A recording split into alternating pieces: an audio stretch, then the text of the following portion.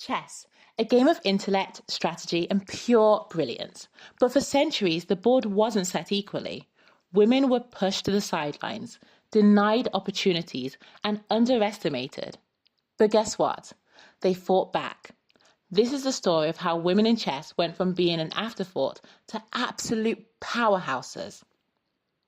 In the 19th century, chess was firmly a man's game, but women weren't entirely absent. Enter Mary Rudge, who in the 1860s started competing in major chess tournaments when women's participation was nearly unheard of. Fast forward to 1927 and we meet Vera Menchik, a name that would change chess forever. Born in 1906, Vera became the first ever women's world chess champion and held that title until her tragic death in 1944. She didn't just dominate women's chess, she played against men and defeated grandmasters. Men tried to mock her by creating the Menchik Club, a club for men who lost to her. Guess what? That club had plenty of members.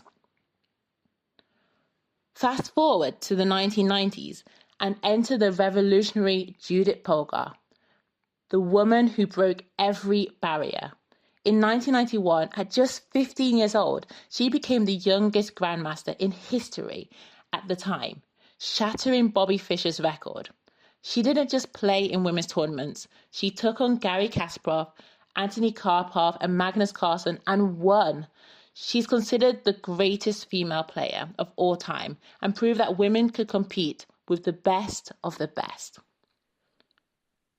But before Judith, there was Susan Polgar, the first woman to qualify for the Men's World Chess Championship cycle. Instead of separating men and women's chess, the Polgar sisters, Judith and Susan, and Sophia, believed women should compete in open tournaments, side by side with men.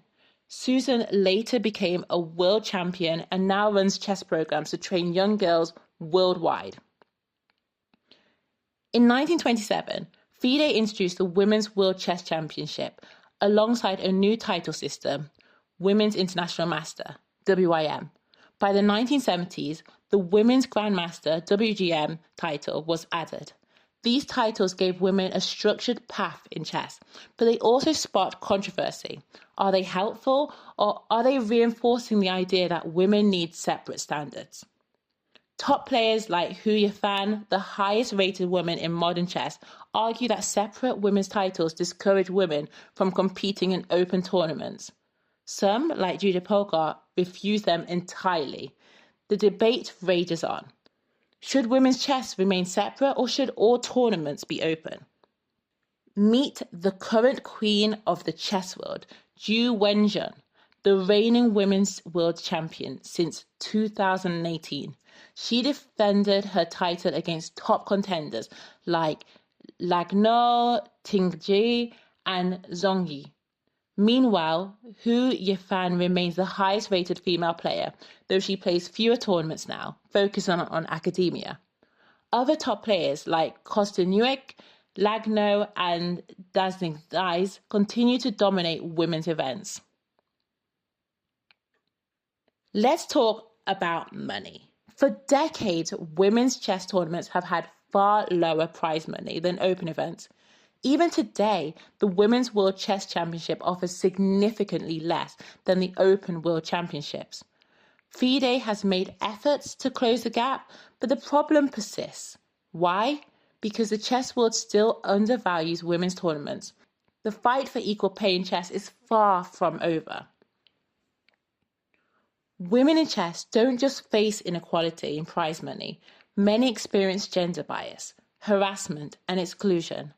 Female players report getting sexist comments during online games, and there's still a major lack of female coaches, commentators, and organizers. The chess world needs to do better. The future of women's chess is bright.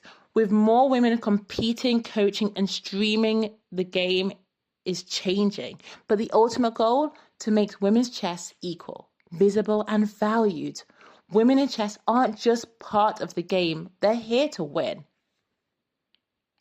Thanks for joining me on this journey. If you enjoyed this video, like, comment, and subscribe to Swift Chess Love.